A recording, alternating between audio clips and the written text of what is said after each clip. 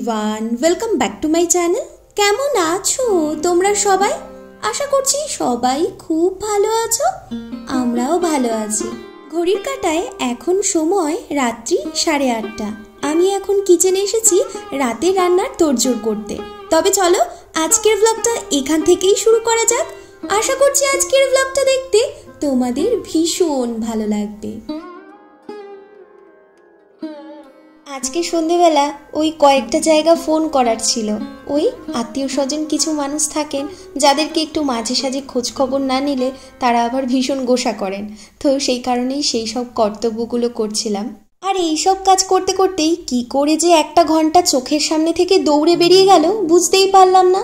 এরকমই হয় জানো, যেদিন সন্ধেবেলায় 1 ঘন্টা বা 1.5 ঘন্টা পাই, ভাবি যে নিজের জন্য ভালোই হলো, কিছুটা সময় পেলাম, নিজের কিছু কাজ আজকে কমপ্লিট করব। সেটা আর হয়ই না। কবে থেকে ভাবছি ড্রেসিং টেবিলের মধ্যে কিছু জিনিসপত্র রয়েছে যেগুলো ওই রাসের মেলা থেকে খুব সুন্দর সুন্দর ব্যাগ কিনেছিলাম না, তো তার মধ্যে তো একটা ব্যাগ ওই সবসময় ব্যবহার করি। আমার সমস্ত কসমেটিক্স জিনিসপত্রগুলো রেখে দিয়েছি খুব সুন্দর করে গুছিয়ে। আর দুটো তো পড়েই রয়েছে।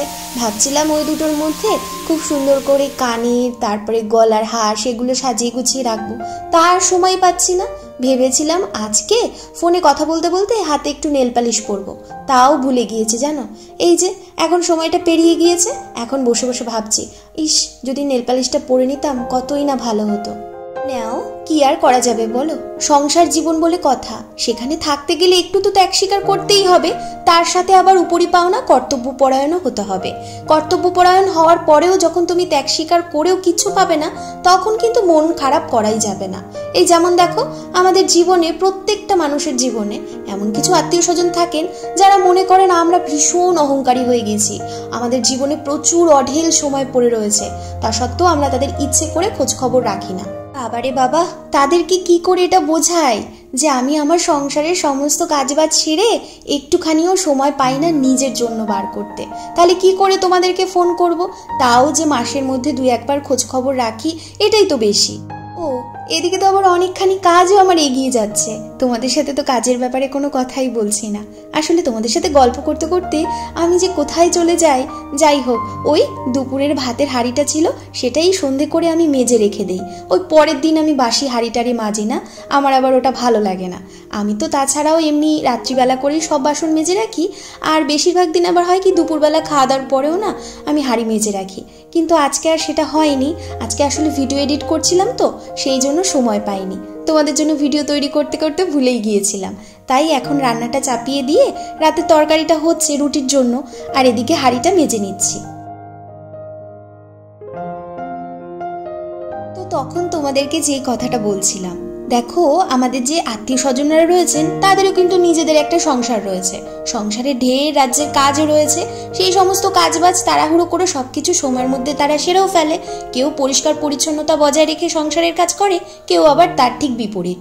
যাই হোক, তারপরে সংসারের কাজকর্ম সব সেরে সন্ধ্যা হলেই বসে পড়ে সিরিয়াল নিয়ে টিভিতে। ব্যাস ওই সিরিয়ালের কুটকাচারিগুলো দেখতে দেখতে তারা আবার পরিবার পরিজন আত্মীয় স্বজন যারা যারা তাদের জীবনের সাথে জড়িত তাদের নিয়েও ভুলভাল চিন্তাভাবনা তারা শুরু করে দেন। বিয়ের আগে যদিও কেউ সেরকমভাবে ওই কমপ্লেনটা করতো না যে খোঁজ খবর রাখি না কেন, ফোন করি না কেন, কিন্তু যেই বিয়ের পিড়িতে উঠলাম তার ঠিক 1-2 মাস পর থেকেই দেখি অনেকেই এরকমভাবে কমপ্লেন করছে যে একটু ফোন করিস না, খোঁজ রাখিস না। প্রথম প্রথম সংসার জীবনে পা রেখে কর্তব্য কি, ত্যাগ স্বীকার কি, এত কিছু ভাবে আমি বুঝে উঠতে পারতাম না। তাই জন্য এদের এই সমস্ত কথা শুনে আবার ভারী মন খারাপও হতো। কিন্তু সময়ের সাথে সাথে আমি অনেকখানি বড় হয়ে গিয়েছি আর সব কিছু বুঝতেও শিখে গিয়েছি। আর তাই এদের সাথে কথা বলার পর সংসারের কাজকর্মগুলো যখন একা একা আমি করি, তখন আবার এই সমস্ত কথাবার্তাগুলো না আমার একটু মাথায় আসে। আর এত হাসি পায় তখন আমি অনেক সময় দেখা যায় একা একা হেসেও ফেলি জানো। আর এইটাই আমি ভাবি যে সত্যি আমাদের মানুষের জীবনে ভুল চিন্তা ভাবনা করার মানুষের কিন্তু কোনো অভাবই নেই। দেখো প্রত্যেকের জীবনে আছে, চাইলেই অগুন্তি পেয়ে যাবে।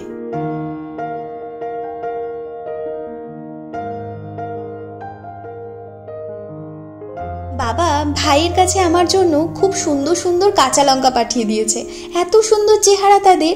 তো কালকে ভাই তো বাড়ি চলে গিয়েছে, আর ওই কাঁচা লঙ্কাগুলো না আমি ভেবেছিলাম কালকেই বোটাগুলো ছাড়িয়ে রাখবো, তার কালকে সময় পাইনি গো। যাই হোক, এই যে সন্ধেবেলার কাজে কর্মের মধ্যে সেই কাজটাও কমপ্লিট করে নিলাম।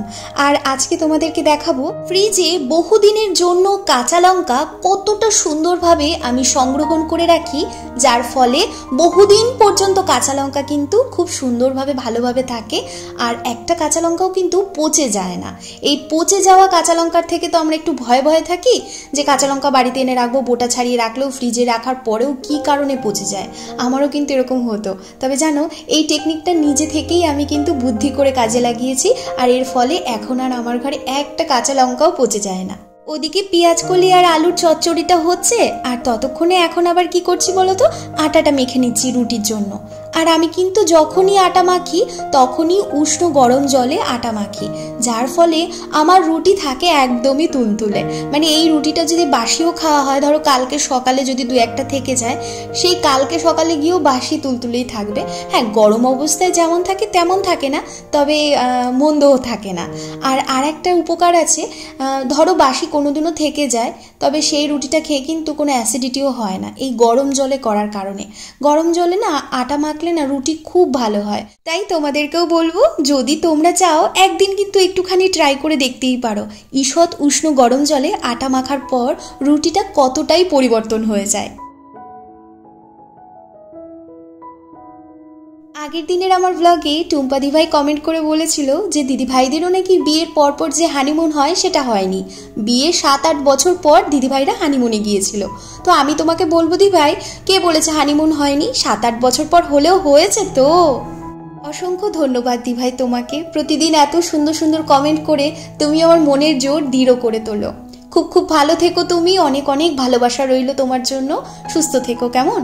আচ্ছা, কমেন্ট করেছে অনামিকা প্রামাণিক, লিখেছে দিদি ভাই তোমার বিয়ের কাহিনীটা একটু শুনতে চাই, তোমার ভিডিও খুব সুন্দর আর তুমিও খুব সুন্দর, অনেক অনেক ভালোবাসা রইল তোমার জন্য। প্রথমেই তোমাকে বলি অসংখ্য ধন্যবাদ এত সুন্দর একটা কমেন্ট করার জন্য। তোমারও মন খুবই সুন্দর, যে কারণে তোমার মনে সবাইকেই সুন্দর লাগে। এটা হলো পৃথিবীর চিরসত্য কথা, যার মন যত বেশি সুন্দর তার কাছে পৃথিবীর প্রতিটা মানুষকেই সুন্দর লাগে। আর অনামিকা, তোমাকে এবার এই কথাটা বলি যে তুমি বিয়ের কাহিনী শুনতে চেয়েছো, অবশ্যই শোনাও। আমারও খুব ইচ্ছে করে আমাদের বিয়ের যে খুব সুন্দর গল্পটা সেটা তোমাদের সবার সাথে শেয়ার করতে। কিন্তু হ্যাঁ, আমিও একটা খুব সুন্দর সিদ্ধান্ত নিয়েছি। আমার চ্যানেলে যখন আমার পরিবারের সদস্য সংখ্যা 1000 হবে, 1000 হওয়ার পরপরই আমি আমার বিয়ের যে কাহিনীটা সেটা তোমাদের সবার সাথে শেয়ার করব। আশা করছি আমাদের বিয়ের কাহিনীটা তোমাদের সবারই শুনতে খুব ভালো লাগবে, তাই সেই ভিডিওটাতেও তোমরা সবাই অনেক অনেক ভালোবাসা দেবে। যাই হোক, এখন ঝটাপট করে আমার চ্যানেলটা সাবস্ক্রাইব করে নাও তো।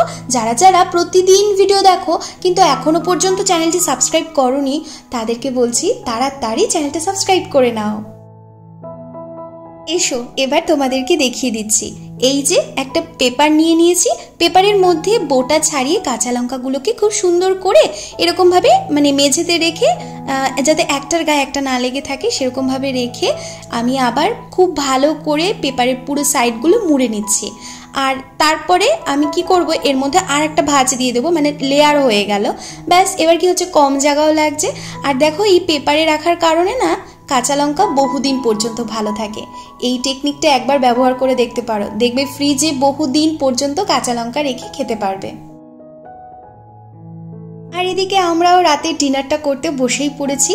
রয়েছে পেঁয়াজ কলি দিয়ে, টমেটো দিয়ে, আলু দিয়ে একটা চচ্চড়ি, যেটা না খেতে বেশ ভালোই লাগে এই শীতকালে। আর আজকে দুপুরবেলা না একটু লাইট লাইট খাবার খেতে মন চাইছিল, তো সেই জন্য করেছিলাম বেগুন ভাজা, পটল ভাজা, আলু সিদ্ধ আর ডাল সিদ্ধ। ব্যাস, তো সেইগুলোর মধ্যে এখন ভাজা রয়েছে, তারপরে ডাল সিদ্ধ রয়েছে। আর কালকে সকালের জন্য রুটি লেচিও না বেশি হয়ে গিয়েছিল, তাই রেখেও দিয়েছি যে কালকে সকালবেলা রুটি করে নিলেই হয়ে যাবে। তবে চলো, আজকের মতো তোমাদেরকে এখানেই বিদায় জানাচ্ছি।